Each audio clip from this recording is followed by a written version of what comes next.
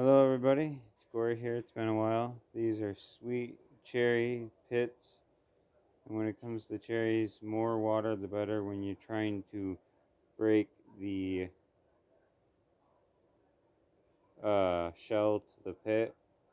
Takes about a couple of months. I got 2 rows, one here, one here. So you just go ahead and cover them. I use toilet paper, thicker ply. We're trying to grow the seedlings from the pit. I actually do have some results. Here, I'll show you what I got out here. I don't know if you can see them, but those two were 2 results of 3 months in the refrigerator. And then I broke the shells, and then another 3 weeks, and they started to sprout. And these are several months old at that point. Pretty strong and healthy when you do the cold stratification.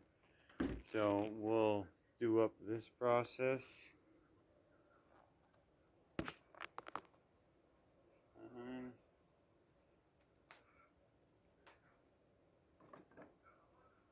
So we're gonna take the plastic, put it over, plastic again, put it over, fold the ends in,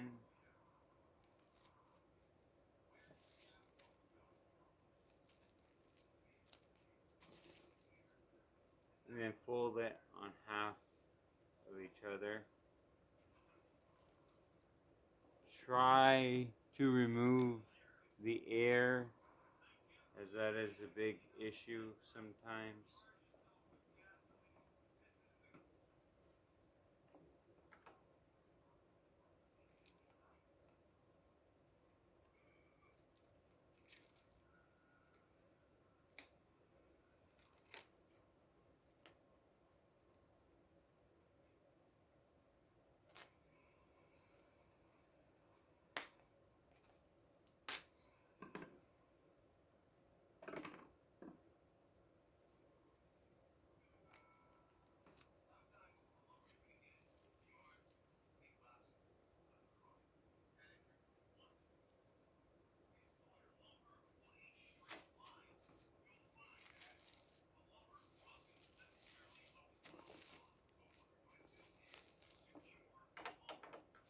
You may want to take these, put a little slit in there, just to get all that extra air out. You want it to be no air. Like that. Flip it over.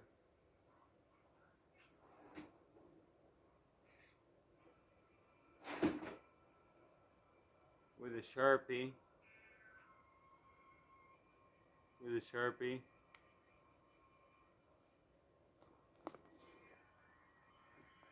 With a Sharpie, you're going to write that it's a sweet cherry. So we know what type of rootstock we are trying to grow. And this is a way that you can save. See, we just got these from the store.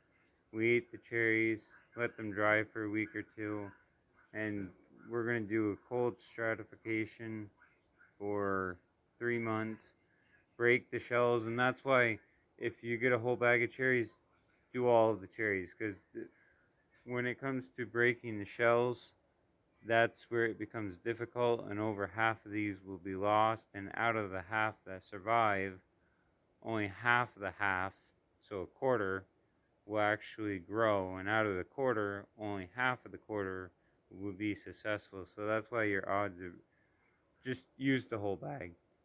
So we wrote sweet cherries. Then what's the date? Anybody know the date?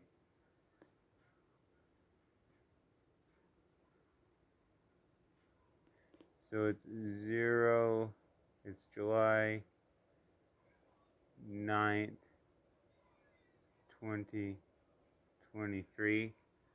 And if like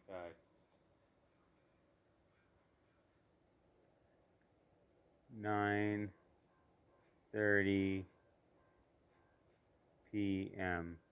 there, so we know what variety we're growing, so we know if we ever graft these, what we can graft onto them. We put the date so we know in 3 months time we can take the shells off, and the time just to clarify the date.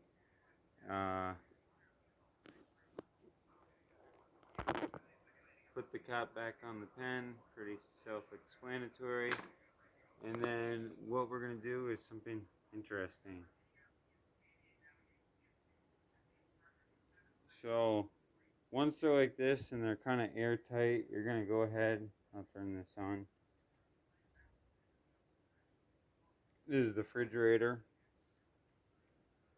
You're going to go ahead and put them towards the back of the refrigerator so they're out of the way of stuff.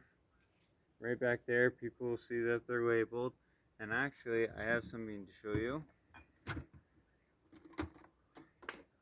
So I've been doing, I love the cold stratification process. It actually makes a healthier plant. So I've done apricots. They were an orange variety. I did them Wednesday at 10:43 a.m. on June 14th of this year. And you hold them up to the light. And you can kind of tell there's no roots right now. But with the cold stratification, you barely have to change out the, what do you call it? Paper towel or the bag, because the cold keeps it from, keeps the germs down. It decreases the chances of the germs spreading, so, because it's cold. And you see I have a whole nother thing of sweet cherries right here, and this is wet because I'm really trying to break that shell. Most people say, oh, damp paper towel. No, a damp paper towel is for the second phase when the shells are off. At that point, you don't want much water. You just want enough to activate the seed pod itself. But right now, you're actually trying to break off that shell, so you want a ton of water to decay it, in a sense. And these guys have been going. These are dark sweet cherries since June 14th, just like the apricots. Wednesday at 10:26 a.m. and they're dark sweet cherries. The ones I showed you outside were sweet red cherries, so I can put a if God allows these to grow, and only if He allows them to grow, I can put a dark sweet cherry onto these rootstocks. So all of these cherries that you saw there and here, they're all primarily for rootstocks. I'm not going to be trying to wait 10 years to get cherries to see if they're good. I'm primarily getting these ready for an orchard. So that's why I'm like mass producing them right now, so in a couple of months we can actually have seedlings. Now when it comes to seedlings, once they get sprouted, that's when the chores begin, because obviously there's not a lot of room in the house and the greenhouse is not sufficient enough for the winter. So how do you go about how do you go about how do you go about, taking care of the seedlings so that their tap root isn't curled, because that will affect the growth, so that they have enough nutrition? Well, gather as many, plastic cups that you get, like say you go out to eat, get the biggest plastic cups you can, gather as much rich dirt as you can, put it all off to the side for the winter time, because that's when these guys are going to be taking place. And I'm going to say you're going to need over I would plan for 100 uh, cups, probably 32-ounce cups, 100 of them. And as far as your soil goes, don't get it at the store. Go around to different people's houses and ask them, hey, can I take some of your soil, or can I trade something for some of your soil, because I see it's nice and rich. And these sweet cherries, they love the rich soil. I have some, but I definitely want to get some more, so I'm going to be asking around. So basically, stockpile as many cups as you can get, plastic cups from restaurants. Um, you don't need nursery pots, because they just need to last the winter in the house. And then during the spring, you can take them out, put them into bigger containers, and hardy them for the next winter. Not this winter, for next winter's uh, cold process. Um, and by next winter, they should be a good height.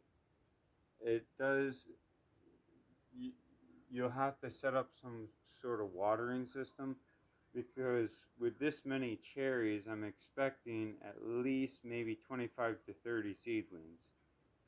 Now, as you can tell, looking around, we can't support that in the house here, so I'm going to have to makeshift something to house them freely. Somewhere's in here, maybe in the back room where the kids don't go, or something like that. I just need to go throughout the winter. So, again, cold stratification in here, I would highly suggest. I've done it before. Uh, it's I've done it before. It's a very good process. It takes longer, but there's less disease, and there's more top end growth, which are the two necessary things that I think a seedling should have. Uh, you could do the warm stratification process. It does allow the seedling to grow faster in a sense, but I feel as though, no, not I feel, I think as though by going faster, there's more chances for disease and hiccups. But by going slower with the cold stratification process, you're eliminating more possibilities for disease to arise, for hiccups to arise, because let's face it, the cold eliminates a lot of parasites, a lot of diseases, a lot of scenarios that would happen in the warmth don't happen in the cold. So my take on this is we're starting out with the cold process. So June, July, August, September. By September, I'm going to be breaking the shells on some of those dark sweet cherry pits. Once I break the shells, I'll put them back into the bag, or a new bag with a new date on them. And at that point, it's a damp paper towel, not a wet paper towel. I'm only using the wet to break the shells. Once they're broken and they're out of their shells, a damp paper towel in a bag, and I'm going to be closely monitoring them every week. Because once they get an inch of root growth, that's when I flip them. And, you pray to God, you flip them, and whatever He chooses happens, right? If He allows for it, they'll grow, and if they don't, well, that's what He allowed for, right? So that's the tricky process. Once they get that first inch, then it gets exciting, because then you have to actually bring in your soil, you have to defrost it from the ground, and you have to start the whole process. And as far as soil goes, don't use soil that's been filtered. Use the soil that's around you. Use the stuff that has the parasites, that has the bacteria, because they will strengthen your tree. See, going through the cold process, using the material around you helps your tree in the long run, because then it will be used to that cold hardiness, those diseases that are common in your area. So that's what I'm getting at with this video. So we're going through the process of growing our own rootstock by seed. And these are just cherries. We also have apples that we're going to be doing. I did that apple video a while back. We're going to do another one for plums, apples, uh, pears, cherries, and like maybe a different variety, but at least those four. So you have the apples, which we've done, cherries, which we're doing, plums, and pears. Plums, I got some suckers, but I'd also like to start it by. I started one by seed. I'd like to start more plums by seed, and then pear. I'd like to start the pears by seed, trying to get a cold hardy pear variety. This way I can save. But then you're like, but you don't know what your roots are. You're right. But I know that I've grown them. I know what they can survive in to the best of my knowledge. And it's fun. God allows it to be fun. It's fun. So this is a long, lengthy process, but God allows for it. So uh, until next time, stay safe. We'll see how this goes. Sport out. Bye.